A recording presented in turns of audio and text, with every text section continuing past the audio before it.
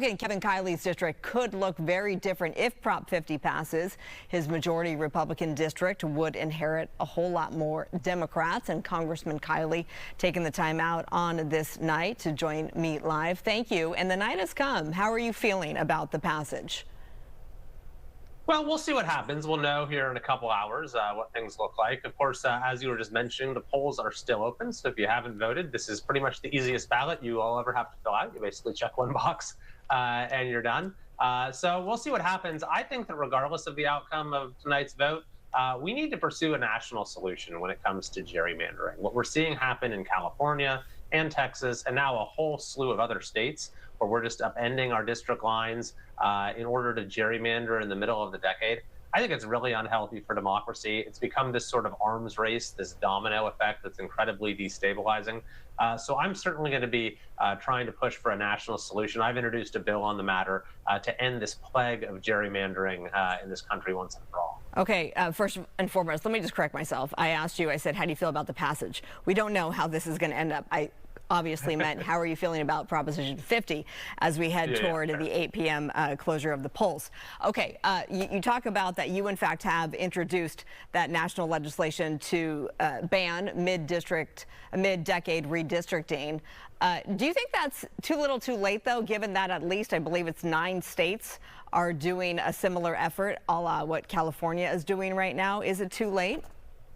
It's not too late. I think actually the fact that there are more states that have kind of piled on here is all the more reason to do it, because it's that much more destabilizing. And actually, I have members of the House on both sides, Democrats and Republicans, who have told me that they think this is the right solution here and that it would end this chaos. And so whether or not it actually affects what's going to happen if Prop 50 passes in California, I still think it's the right thing to do. And interestingly, the yes side of this vote, even though I was against it because it brings back gerrymandering in California, it also establishes a national policy to support independent redistricting nationwide. And so that is sort of a call to action by voters that I very much intend to act on. I know the House isn't in session, but House Speaker Mike Johnson hasn't even brought this to the floor for a debate, to a vote. How are you going to make that happen once the government gets running again?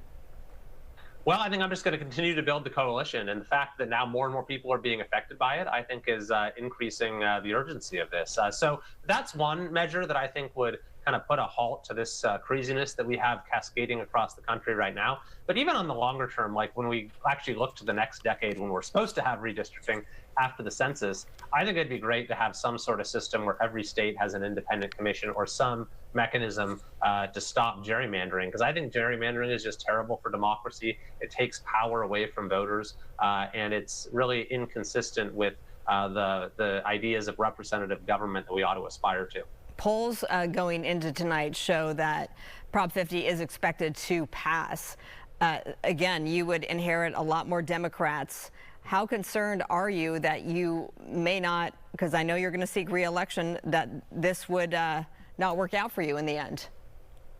Well, the thing about the House of Representatives is you have to run every 2 years, and the voters get to decide whether to rehire you or hire someone else every 2 years. So, of course, I would not like to see my district cut into 6 different parts, which is what Prop 50 would do to it. But I actually have a track record of getting the votes of Democrats as well as Republicans. In this last election, I actually got the second most crossover votes of any competitive race in the country, meaning people who voted one way in the presidential race, but then voted another way for another party when it comes to Congress. And that's because I focused on issues that are not really partisan in nature, but matter to the folks that I represent in my district, that matter to Californians, like alleviating traffic, protecting Lake Tahoe, and a number of other things, protecting us against fires. So I think that with that record, that's the thing about gerrymandering, is that the politicians just assume, well, we can move this line here, move that line there, and then we'll get the outcome that we want. But people still get to vote, and voters don't always just vote for the party. They look to the person.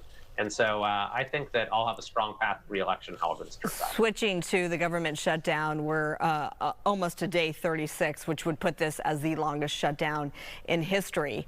What's it going to take to break the stalemate? How close are we to getting the government to reopen?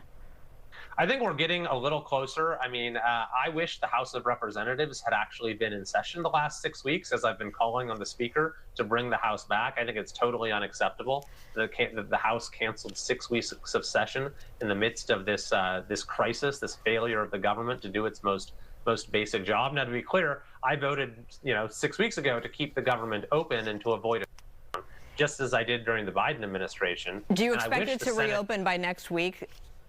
I think that there's increasing hope that we'll see the government open by next week. There's more bipartisan talks going on. I've been part of a number of them, and there is, I think, a potential deal that's in the works that could get this over with. But we just need to end it as soon as possible. The consequences of this continue to pile up. Yeah, and as we heard from somebody in a previous story in our reporting, citizens are suffering.